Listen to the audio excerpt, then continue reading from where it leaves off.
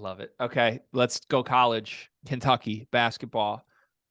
They played Germany in Global Jam. I have the numbers on my laptop right here. Look at me being an unprepared host. Kentucky, 81-73 win over Germany. A lot of takeaways you could have here. A lot of guys were good. The starting point for me, Cal ran this like it was a regular season game or like even an NCAA tournament game. Like he did not just give guys tick to get tick. He played 8 guys, 7 really got real minutes, and then an 8th got 10 minutes. And a lot of guys were good. A couple guys were not as good as you might have liked to see. But the number one thing, man, there's a lot of talent on this Kentucky roster, as there always is. What was your biggest takeaway from Kentucky? And did you watch any of this game, or did you just have to go back after and find film of it? Yeah, so I didn't want to have to. You had to like buy like a VPN to like actually stream this game, and It was on not even TV. my It website. That was on huh? TV. It was on TV. What? You have like Spectrum. You have like every channel available to man. I don't. You got the CBS app. You can stream it on CBS. Was it on CBS? CBS Sports Network, baby.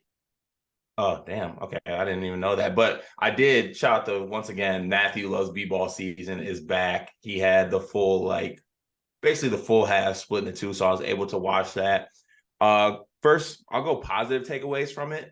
Don't want to mispronounce his name. I think it's Thiero. That dude's a bulldog. That dude's a dog in every sense of the form. He seems like a guy who's just going to do everything that Cal wants him to do. I know he was kind of an afterthought in last year's class. Basically was almost somewhat of a red shirt because he didn't really play that much, but he seemed to really gotten a lot better and kind of taken like maybe the somewhat of a leadership role on this younger team. Trey Mitchell may be one of the biggest pickups for them because they needed every bit of his points and skill sets on this team.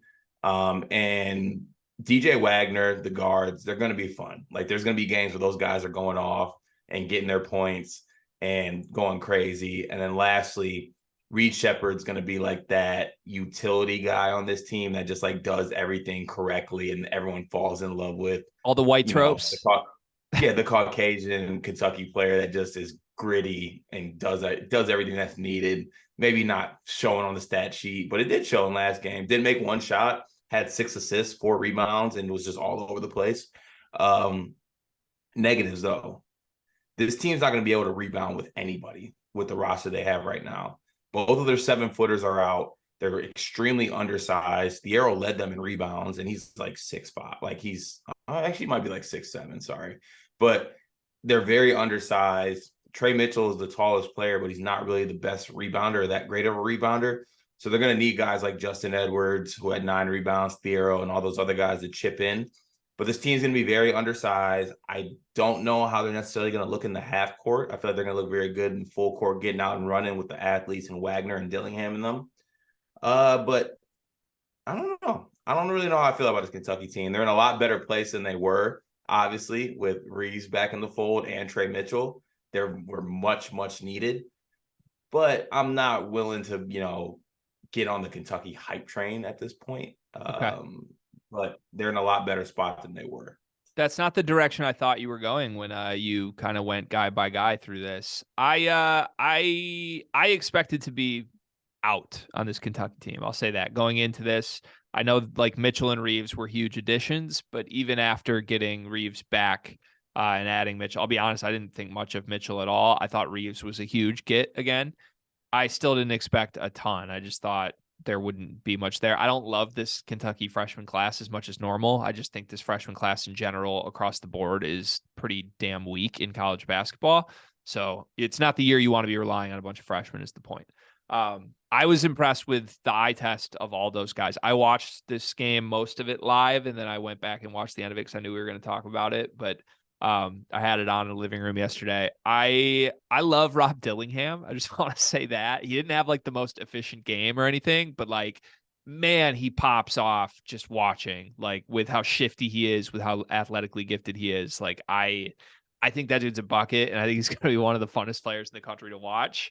I love that. I love that in Dillingham's head. There's like Cal like on the sideline, like probably yelling out sets, and the only thing that's going on in Dillingham's head is do him. Yeah. Do him. Just like hey, cook him. It's just one of my favorite guys to watch already. You can tell. And this happened last summer when like I flipped on Baylor in Global Jam, and I'm like, oh, I fell in love with Keontae George. Like that's what's happening with me and Rob Dillingham already right now. I wish he was in a slightly larger role because I'd like to see that, but I get why he's not. You have a lot of really good guards in this team, including DJ Wagner, who was better than I expected.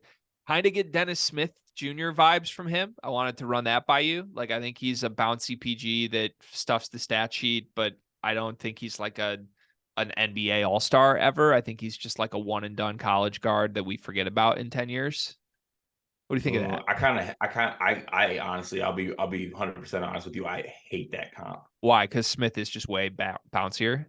I think that Smith was just an absolute freak athlete. I don't think Smith ever had a bag. I think Wagner has like an actual like bag. Like when he gets it going and when he's like in his bag, he can score that thing. I don't think that Dennis Smith had that. Okay. I thought he kind of did in college, and more so just like the open court speed stuff. I know DJ Wagner's not just going to like jump over everybody the way Dennis did, but I don't know. That was the first one that came to mind. I liked what I saw in general from Wagner, though. Like, I think he'll be very good in a way that I wasn't super confident he would be in 1 year before seeing him live. Trey Mitchell was awesome. I think the most important takeaway is Antonio Reeves is going to be a dude. Like, I think Antonio Reeves is going to be a first team All-American this year. I don't know. Whoa. I don't know what that equates to for Kentucky, but like I think Antonio Reeves scores 25 points a game. He might lead the country in scoring. My God, Greg. I'm serious. I think he might lead the country in 25. scoring. I think he might lead the country in scoring. That's crazy. He might lead the country in score. He's going to play 35 minutes a game and take 20 shots a game. DJ Wagner and Dillingham won't let that happen.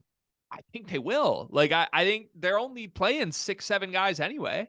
Like everybody's going to get their shots, but Reeves is going to shoot the ball 20 times a game and make a lot of them. Like I like his game. I think he's going to thrive. Yeah. No, I like it a lot. I feel like you're going just a bit too far. One quick Coach Cal quote that I want to talk about is when they asked him about Dillingham and like how he plays and obviously his style of kind of just like just for lack of better terms, just being a gun, just being a guy who's like go do him, like go cook him.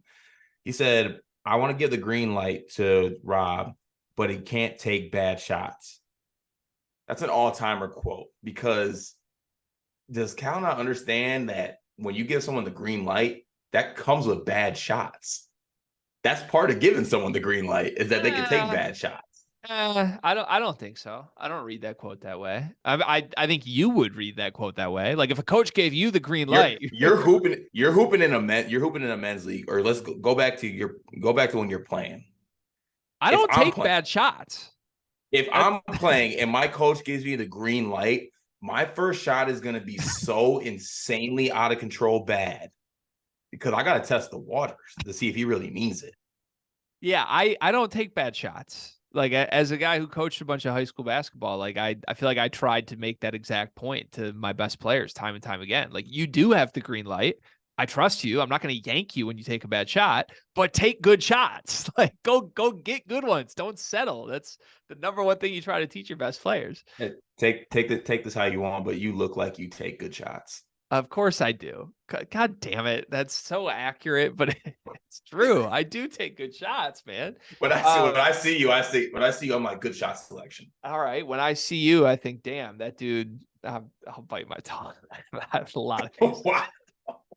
A lot of things to say. Listen, that's for the Deion Waiters. That was for the Deion Waiters comment a couple days ago. That's still eating fair. At me, no pun intended. Listen, you're not doing yourself any credit when you're putting men's league clips up of you fouling a dude where you're 10 inches off the ground and then pouting in the lobby for 20 seconds.